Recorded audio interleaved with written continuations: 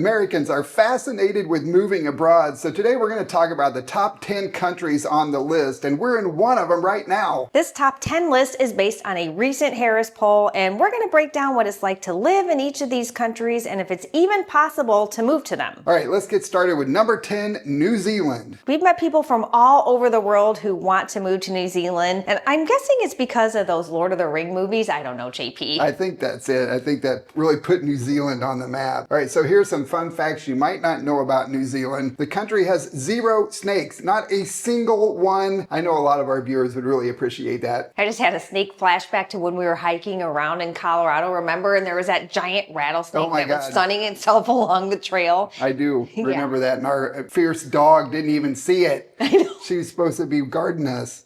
Yeah, we turned around and went the other way. I totally understand not wanting to encounter snakes. All right, next up on their fun fact list is New Zealanders are called Kiwis, and they actually embrace this name. It was given to them during World War I by other soldiers from other countries, and it came from the kiwi bird, not the kiwi fruit. The fruit is also named after the bird because its original name, the Chinese gooseberry, was just not a very good seller in the US and Europe. So the Kiwis renamed their popular export to kiwi fruit in the 50s as a marketing ploy, and also because it kind of looks like the bird. Yeah, that was a really good move on their part. I love kiwis. The people and the fruit and the bird.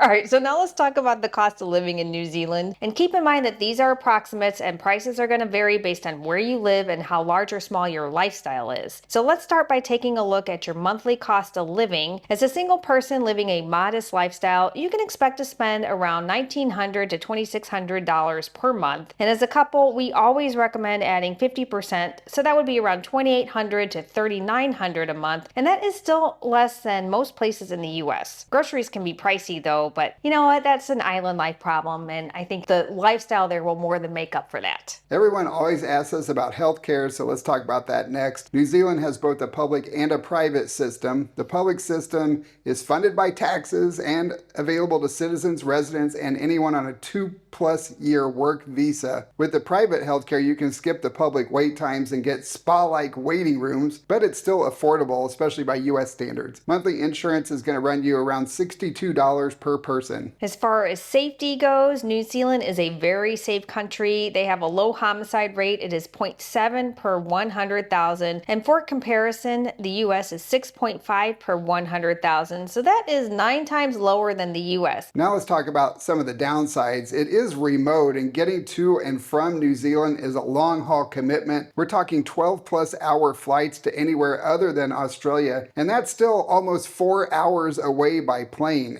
You don't realize how far out this is and isolated. It does have a higher cost of living than some of the other options on this list, especially for groceries, rent, and fuel, because isolated islands are not cheap. And they get earthquakes, and I mean big ones, especially around Wellington and Christchurch. The buildings are safe, but you will want to have that go bag packed and ready by the front door. Let's discuss visa options and how easy is it to actually move to New Zealand. Well, let's face it, it's not that easy for most Americans. They do have a skilled migrant visa, but you must be young and healthy with a marketable skill set. They have a working holiday visa, but you also need to be young for this one too. The investor visa requirement is around $3 million.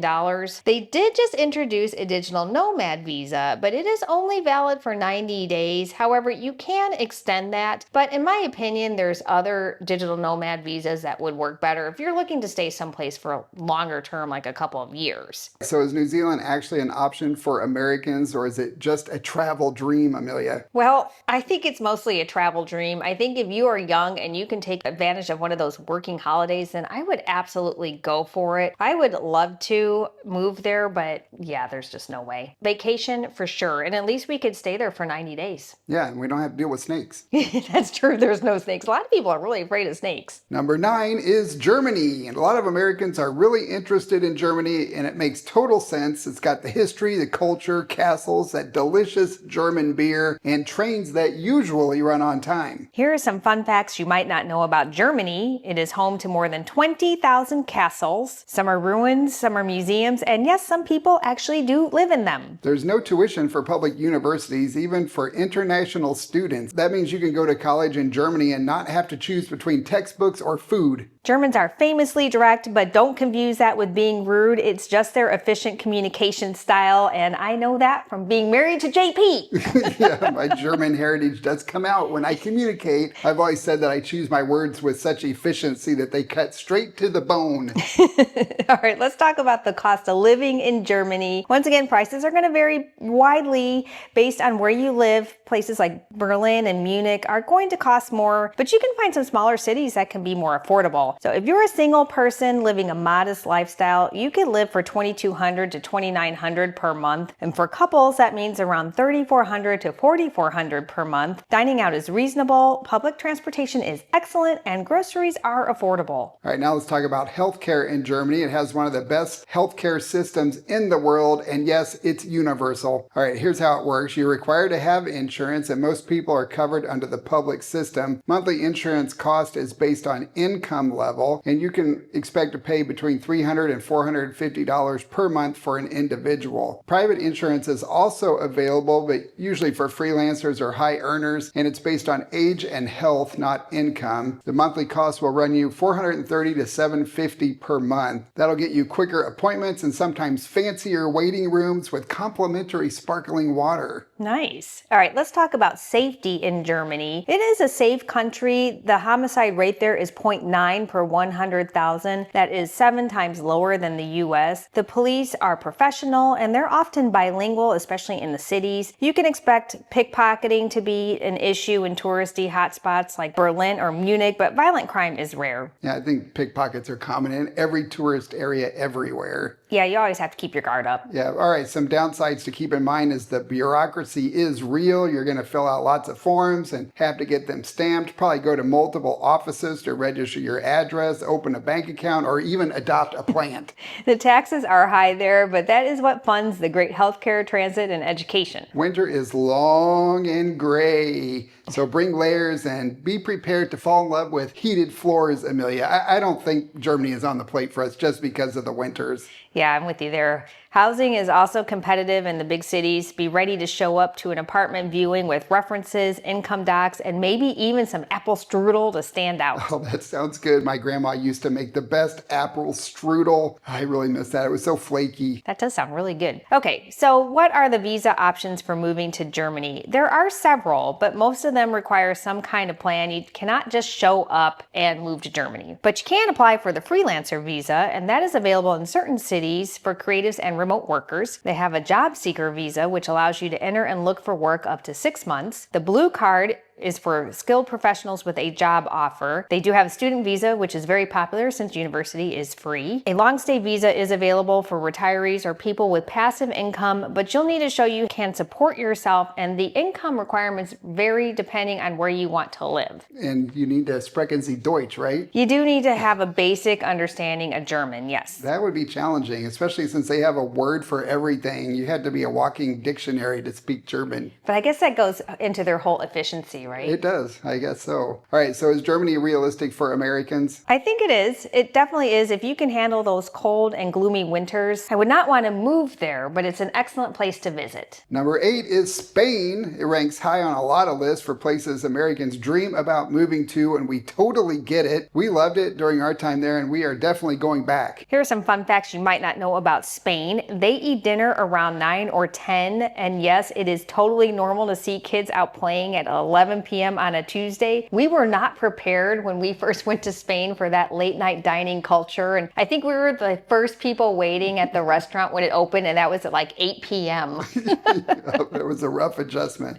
Spain also has 47 UNESCO World Heritage Sites, including ancient cities, palaces, and natural parks. Their life expectancy is one of the highest in the world, and somehow they manage to, well, eat really late at night. They eat those cured meats, they have cheese, they drink wine at lunch, and they smoke, and they still outlive the rest of us, and maybe that is because they actually are more relaxed. Yeah, they enjoy their life. They know how to disconnect. They do. I really envy that. All right, now let's talk about the cost of living in Spain. It's one of the more affordable countries in Western Europe, especially if you avoid the high demand cities like Madrid and Barcelona. A single person can live a modest lifestyle for $1,600 to $2,500 a month. As a couple, you're looking at $2,400 to $3,800. The food is fresh, public Public transport is cheap, and it's totally normal to share plates when you eat out, so your wallet and your social life are going to thank you. Let's talk about healthcare in Spain. It is available to citizens, of course, and long-term residents. They have a public healthcare system, which is funded by taxes, and that's available to you if you're employed,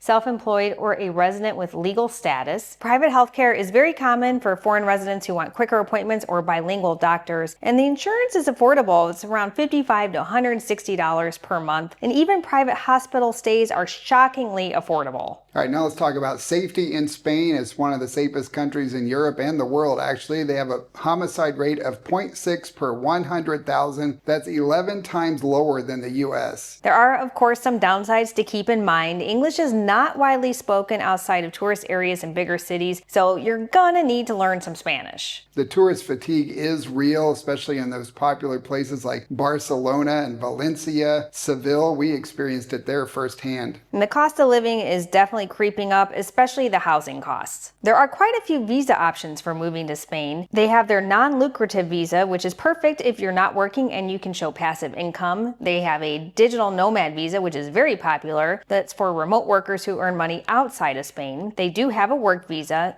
and for that you'll need a job offer and a sponsorship. It's not easy, but it is possible. They have changed their golden visa or their investor visa, so they no longer have the real estate purchase option, but they do still have some other routes available. All right, so is Spain actually a good option for Americans, or is it just a dream? It is an excellent option. It might be one of the easiest and most enjoyable countries for Americans to try out European life. You're just going to have to be ready to adjust those meal times and definitely embrace the slower pace. Yeah, and you're going to have to learn more Spanish than ¿Dónde está el baño?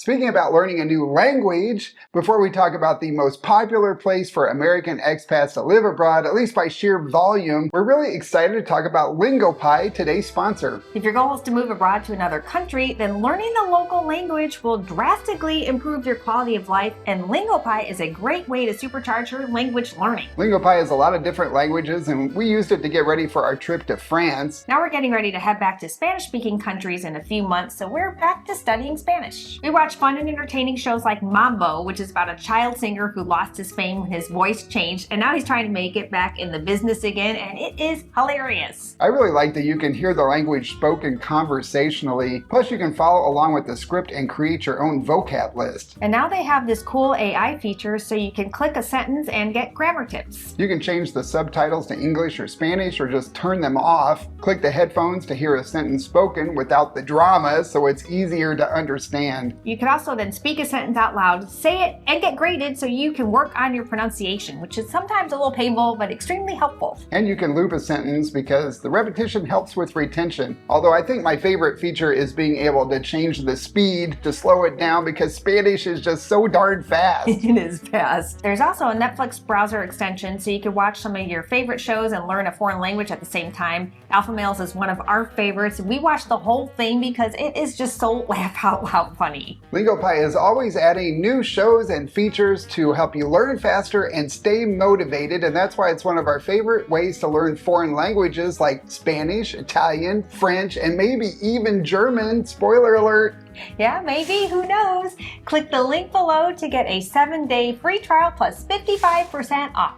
And now back to our list. Coming in at number 7 is Mexico. Mexico has always been a popular destination, and not just for vacations, but for full-on lifestyle changes. Here's some fun facts that you might not know about Mexico. It's home to over 130 pueblos mágicos, or magical towns. They get that designation when they have something cultural, historical, or natural that stands out. There are over 60 indigenous languages spoken across the country, and that is really incredible when you think about the extreme diversity of all those languages. Yeah, I know. You always think of it as Spanish, but there's lots of other languages too. You know, you can swim in underground rivers, which I've done, the cenotes. You can climb ancient pyramids, also done that in Chichen Itza. You can lay on the beach, done that a lot in a lot of different places. And you can stroll through a mountain village like we did in Ajijic. Yeah, Mexico really does have it all. Now let's talk about the cost of living in Mexico. It is consistently one of the most affordable places to live for Americans, especially outside those major tourist hubs. Monthly cost of living for a single person living a modest lifestyle can be around $1,500 to $2,000, and for couples you're looking at $2,000 to $3,000. You can save even more money by shopping at local markets, eating the street food like tacos, and of course living like a local. And honestly, that is where you're going to have the best experiences anyway. All right, let's talk about healthcare in Mexico. It's a popular place for medical tourism, especially for people from the U.S., because it's got high quality care at a fraction of the cost. The public healthcare system provides coverage to residents and workers. It's very affordable, but quality and wait times vary depending on location. So some expats opt for private clinics, especially in larger cities. For private healthcare, the insurance cost you're looking at is around $70 to $200 per month. All right, so let's talk about safety, which, let's face it, in Mexico, the safety situation is complicated. It really depends on where you go. The homicide rate there is 23 per 100,000. That is 3.5 times higher than the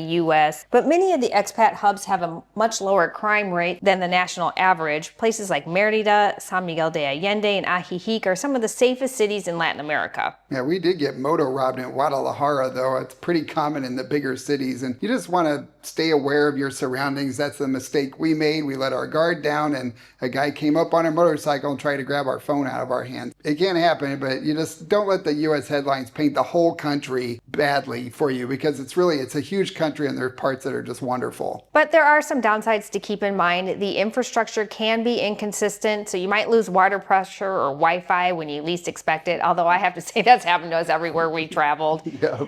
Not everyone speaks English, which is no surprise because their official language is Spanish. This is great though. If you want to really become fluent in Spanish, you can move to one of those smaller cities and you're going to learn fast. Yeah, definitely. And gringo pricing is real, or price gouging, especially in places like Playa del Carmen, Tulum, Puerto Vallarta, or any of the other tourist hotspots. There are some straightforward visa options if you want to move to Mexico. They have a tourist visa, which is valid for up to 180 days, although they are not honoring the 180 days consistently. It really depends on what airport you fly into. They do have a temporary residency visa, which is valid from 1 to 4 years, and it requires income or savings accounts. They also have a permanent resident visa, and this is for retirees or those who've already had temporary status there long enough to qualify. You can get a work visa, and you must be sponsored by a Mexican company. They do not have a digital nomad visa. They did increase the income requirements a couple of years ago, and we know a lot of you are really unhappy about that because you no longer qualify. They're actually pretty high now, like 3,000 to 4,000, and it varies by which consulate you go to. Yeah, it's interesting considering the cost of living is quite a bit lower compared to the income requirements. But it is still a good option for Americans if you can afford the higher visa income requirements, and of course you choose your location wisely. It can still be one of the easiest and most affordable countries for Americans to live abroad. Number 6 is Japan. It's a bucket list destination for a lot of us out there. It seems so exotic and futuristic, especially compared to the US. And you also have that incredible history at the same time. Here are some fun facts you might not know about Japan. It has over 5 million vending machines. You can get,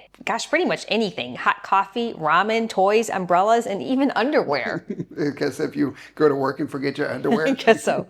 It's home to the oldest company in the world. I find this fascinating. It's a construction company that was founded in the year 578. You heard that right. That means it's almost 1,500 years old. Man, that is incredible. There is almost no tipping in Japan, not at restaurants, not with taxi drivers, not anywhere. In fact, trying to tip can actually be seen as rude. All right, now let's talk about the cost of living in Japan. It has a reputation for being expensive, but it really depends on where you live. Tokyo is pricey, but smaller cities are much more affordable. A monthly cost of living for a single person in a modest lifestyle might run $1,200 to $2,000 per month. That's again outside Tokyo. Couples can live for around $1,700 to $2,700 per month. Daily costs like food and transportation are surprisingly affordable. You can get a solid lunch for under $6. Public transport is clean, fast, quiet, and practically stress-proof. Let's talk about the healthcare in Japan. They have universal healthcare there as well, and it is widely considered to be among the best in the world. You are required to have insurance, either through your employer or the national health insurance system, and hospital visits visits and surgeries are covered up to 70%, sometimes more depending on your income. Private insurance is available, but not necessary for most people. Some expats get supplemental insurance for extra peace of mind, but even without it, you'll find Japan's healthcare system is efficient, affordable, and does not involve surprise billing. God, that would be so nice to have. Actually, we have that now. We do have that. Outside the U.S. Yes. All right, now let's talk about safety. It consistently ranks as one of the safest countries in the world. The homicide rate is 0.2 per 100,000. That's 32 times lower than the U.S. Violent crime is extremely rare, even in the big cities. You can leave your bag at a cafe table and it'll still be there when you get back from the bathroom. The real danger in Japan, though, is the earthquakes, but the buildings are made for them. Some downsides besides the earthquakes to keep in mind are the language barrier is real, especially outside of the major cities.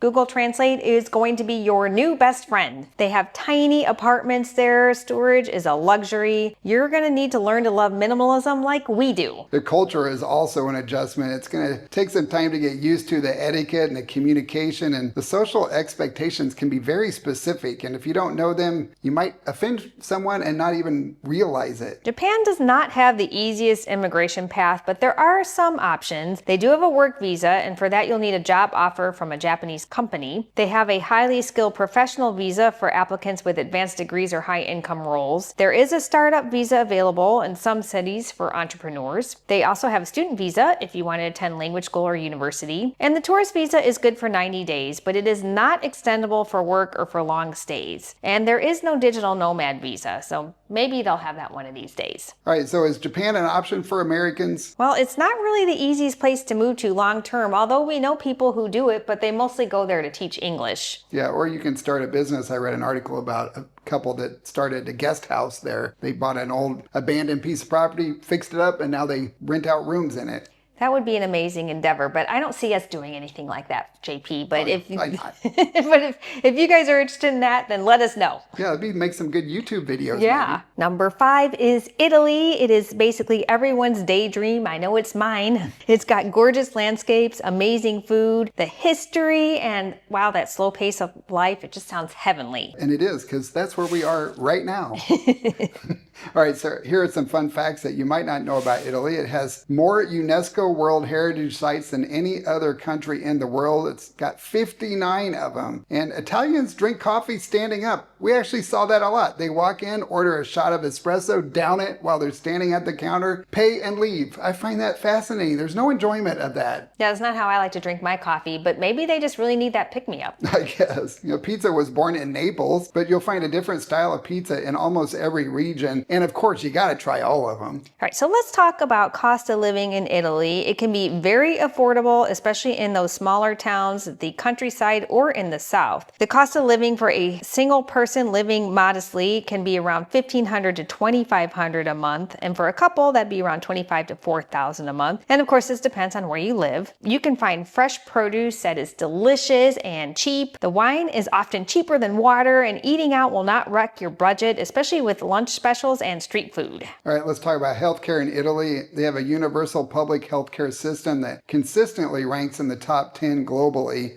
The public system is funded through taxes and available to residents, including expats with a valid visa. Some regions are better equipped than others, but overall the system is solid. The private healthcare is used by a lot of foreign residents for faster access and shorter wait times and bilingual doctors, and for that you're going to spend around $110 to $270 per month. Italy is a safe country, especially in those smaller cities and towns. The homicide rate is 0.5 per 100,000, which is 13 times lower than the US. Some downsides to keep in mind are the bureaucracy. It's legendary. Everything is slow, paper-based, occasionally makes no sense at all, and you're going to need a lot of patience and a lot of photocopies. English is not spoken everywhere, especially outside of the major cities, so you're going to need to use some Italian. You may need to adjust to the rhythm too. It's just a slower pace. Some of the restaurants and shops close midday for 3 hours or more. Dinner starts up late, like 7 or 8 o'clock at night, and just nobody's really in a hurry. That is a bit of an adjustment investment for us still after all this time living the tranquilo lifestyle in Ecuador. They do have some really good visa options. They have their elective residency visa for retirees or people with passive income. They have a digital nomad visa for remote workers. They also have a work visa, and for that you will need a job offer and sponsorship, and this one is not as easy to get. And they have an investor or a startup visa if you have capital and want to invest in Italy. There are some towns in southern Italy that offer 7% flat tax deals for retirees, so that's really worth looking into if that is in your plan. All right, so Amelia, is Italy a good option for Americans? Absolutely, as long as you are willing to learn Italian, because there are not as many English speakers here as other places we have experienced and lived in. And you know what? You should be willing to learn Italian if you plan on moving to their country, and it is a beautiful language. It is really beautiful, but you are definitely going to have to embrace la dolce vita if you want to be happy here. If you're thinking about moving to Italy or another country, then you're going to want to download our free Move Abroad Toolkit. It'll help you start laying the groundwork for your move abroad, and it is completely free, so grab yours now by scanning this QR code with your phone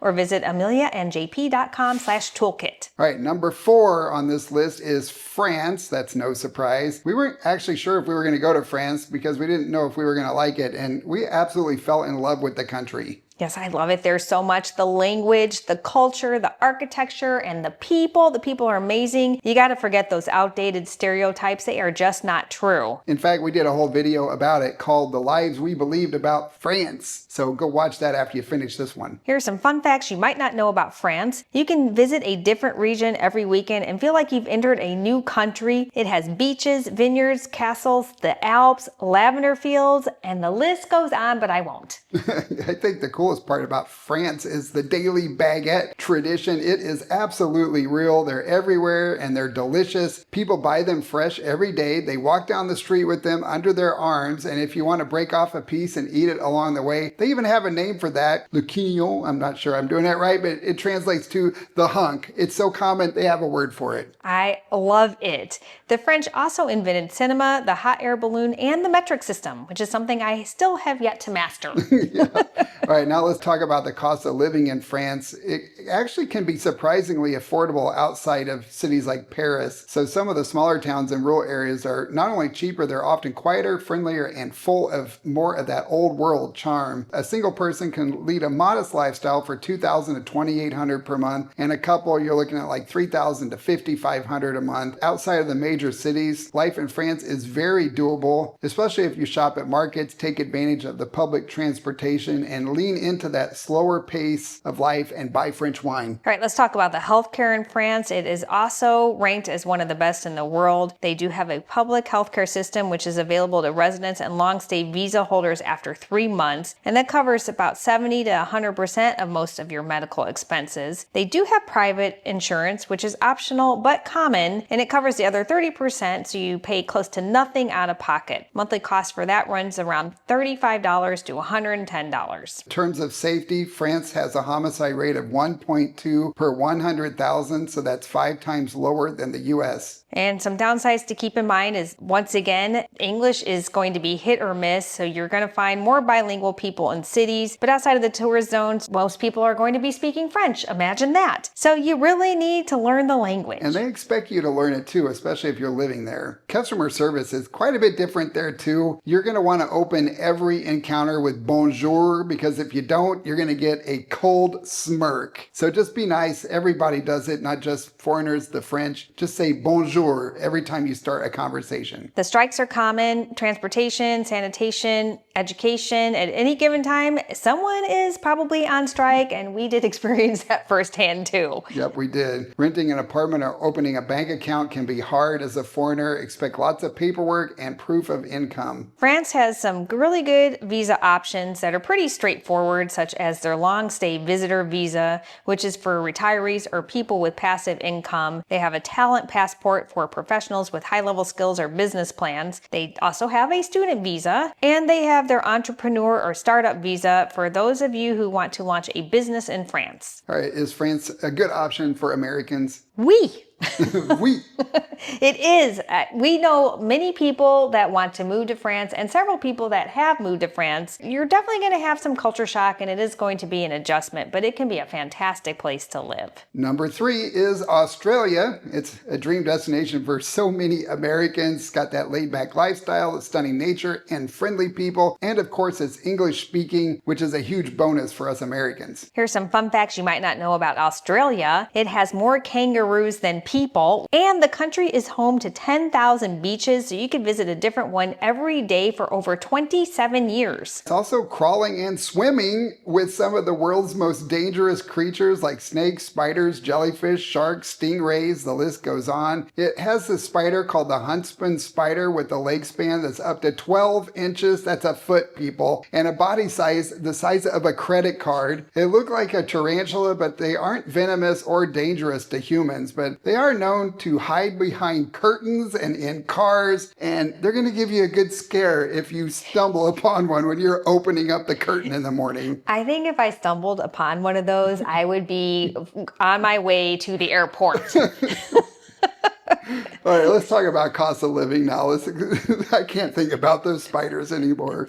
So for a single person in a modest lifestyle, you're looking at $2,300 to $3,300. For couples, $3,200 to $4,500. The groceries are high and eating out is pricey and rent's kind of expensive, and it's not the cheapest place to live. It's not, but they do have good healthcare system. They have a hybrid private-public healthcare system. The public healthcare covers citizens, permanent residents, and some temporary visa holders after 12 months. Private insurance is used to cover extras like dental, optical, or to skip those wait times. And the monthly cost on average is $65 to $160. All right, in terms of safety, it's pretty safe. It has a homicide rate of 0.8 per 100,000. That's 8 times lower than the U.S. Violent crime is rare, and the police are approachable and community focused. The real dangers, sunburns, ocean riptides, and spiders. Well, not the huntsman. No, I know. That'll scare you, but it won't hurt you. But they got a lot of venomous spiders there too. Yeah, so if you don't like venomous spiders and snakes, then you might want to go to New Zealand instead.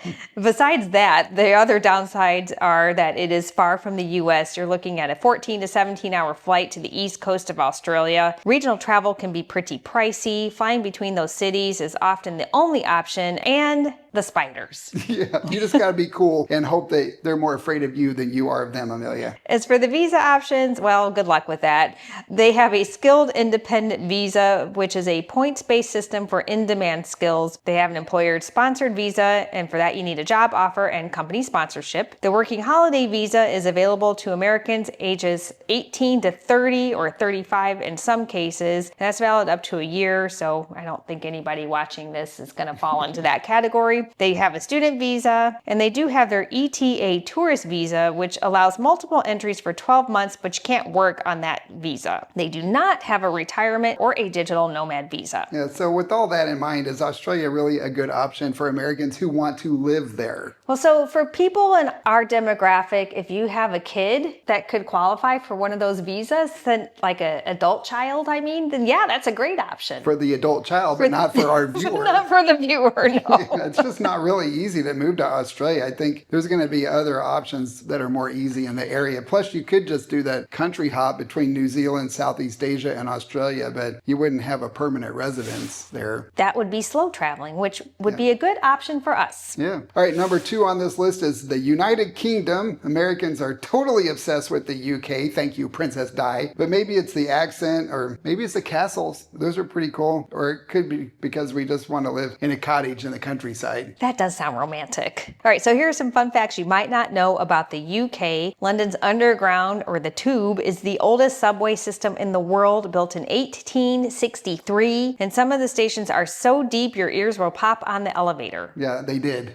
We experienced that, even on the escalator. I know, it's crazy. You know, Big Ben is not the clock or the tower that we've all been admiring our whole life. That's the nickname for the giant bell that's inside. You can't actually see it from the outside. We have several Brits in our comments section on our Yanks video that told us we were wrong. We didn't know. But actually, we talked to some Brits in KL who said they've always called it Big Ben too. Yes, so a lot of us don't know. Here's some important language differences for you. Chips are fries. crisps are chips and biscuits are cookies. That's so confusing. Also, pants are underwear. I find that's really funny. So if you go tell someone, I like your pants, they're going to think you said nice undies. Public restrooms are called toilets. They are not called the restroom or the bathroom. So if you go into a place and ask that, you're going to get some confused looks. And that has happened to us, not just in the UK, but other parts of the world too. So in the UK, you could just say, where is the loo? Where's the loo? All right, now let's talk about cost of living in the UK. And outside of London, it's actually pretty affordable. London was ridiculously expensive. For a modest lifestyle, and a single person is looking around $2,300 to $3,500, and couples $3,600 to $5,300. We found the groceries actually to be affordable compared to the US, even though a lot of the Brits said that they think they're very expensive, but they obviously haven't been to the US recently. Public transport is great in the cities, but it's kind of expensive too. And you will become a fan of the grocery store meal deals as a way to save money. The UK has their National Health Service, or NHS, which is their public health care that is free for its citizens and residents. They also have private insurance that you can use to skip the lines or to get faster access to specialists, and monthly costs for that can run you around $125 to $250. All right, in terms of safety, the homicide rate in the UK is 1.1 per 100,000. That's about 6 times lower than the US. And surprisingly, most police constables are mostly unarmed. They don't carry guns. I find that fascinating. Some downsides to keep in mind is the weather there is famously gray and damp, especially in the north. If sunshine is essential to your soul, then you might want to consider Spain, because that is where the Brits go. Yeah. Renting as a foreigner can be tough. You're going to need proof of income, references, and maybe even a letter of recommendation from the king. In terms of residency visas, it's not the easiest place to move to, but it is possible, especially if you have the right qualifications. They have a skilled worker visa, which requires a job offer in a qualifying field. The ancestry visa, so if you have a UK-born grandparent, you might qualify for that ancestry visa. They also have a student visa, an innovative founder visa, and that one's for entrepreneurs with a business idea that is new and different. Or they have their 6-month tourist visa. You can stay up to 6 months, but you can't work or switch visas while you're inside of the UK. They do not offer a retiree or a digital nomad visa. All right, so is UK a valid option or a realistic option for Americans? Not for most Americans unless you can get a job. And I know a few people who have gotten a job and really enjoyed living there, but I think the majority of us are going to be spending time there on that 6-month tourist visa. It's actually a really good option to use if you want to do the Schengen shuffle. And number 1 on our list is Canada, but given recent events, they may not be so excited to have us move there, but I kind of have faith that their kindness is going to win out in the long run. Here are some fun facts you might not know about Canada. It has more lakes than the rest of the world combined. I did not know this, and this is just amazing. Maple syrup is not just a topping, it is a national treasure. Canada produces over 70% of the world's supply, and they even have a strategic maple syrup reserve, you know, JP, in case of a syrup emergency. All right, so let's talk about the cost of living in Canada. It depends a lot on the city. Cities like Toronto and Vancouver are quite expensive, but there are affordable options if you're looking at smaller cities or rural areas. A single person living a modest lifestyle could get by on $2,200 to $3,100 a month, and for couples, that would be around $3,000 to $4,500 a month. Canada is famous for its universal health care, and while it's not perfect, we know it works pretty well, especially if you're bleeding actively. If it bleeds, it leads. Is that what they say? I think so. The public healthcare system is free for citizens and permanent residents. It covers doctor's visits, hospital stays, and emergency care. Wait times can be long for non-urgent procedures, but care is high quality. The private insurance is used to cover dental, vision, prescriptions, faster access to specialists. Monthly cost for that's around $75 to $185. And we've heard that for minor issues, the public system can be really slow. As far as safety goes, the homicide rate in Canada is 2.2 per 100,000. That's 3 times lower than the US, and the crime is low there, especially outside the urban areas. So some downsides to keep in mind is that winter is no joke. In many parts of Canada, winter lasts half the year. You're going to need gear for that. And one of those is a little barrel of Molson to wear around your neck like a St. Bernard. Their taxes are high, but they fund their healthcare, education, and infrastructure, and housing is competitive in big cities like Toronto and Vancouver. As for residency visa options, do I get to do the visas this time, Amelia? You do? I don't think you've done one. I know. They have their express entry or skilled worker program that's a point-based system that's based on age, language, education, and work experience. They have a family sponsorship if you have Canadian relatives who can sponsor you. They have a startup visa for entrepreneurs with investor backing. And they have their visitor visa, which is good for up to 6 months for Americans. You can't work there, and they'll send you back home if you tell them you're going there to house sit at customs and immigration at the airport. They do not have a retiree, passive income, or digital nomad visa. So what do you think, JP? Some Canadians are pretty mad at us Americans right now. Do you think that they're going to let us in? I don't know if they will. I wouldn't blame them if they don't, but